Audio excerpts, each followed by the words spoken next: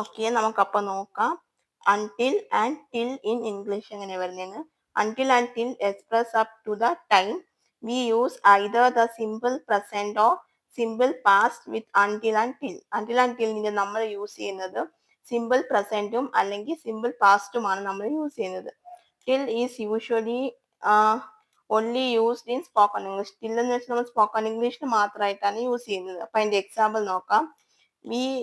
We wanted until he finished his homework.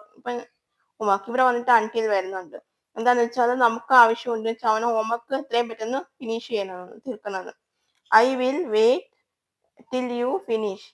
നീ തീർക്കുന്നത് വരെ ഞാൻ ഇവിടെ കാത്തിരിക്കാം എന്നാണ് ഇത് വരുന്നത്. ഓക്കെ, അപ്പൊ അവിടെ ടില്ലും അൺടില്ലും വരുന്നുണ്ട്. അപ്പൊ ഇതാണ് നമ്മൾ നോക്കിയത്. സോ അപ്പൊ നിങ്ങൾക്ക് ഇത് മനസ്സിലായെന്ന് വിചാരിക്കുന്നു. സോ അപ്പൊ അത്രയേ ഉള്ളൂ ഗൈസ്. നമുക്ക് എന്തായാലും അടുത്ത ക്ലാസ്സിൽ കാണാം. Bye guys.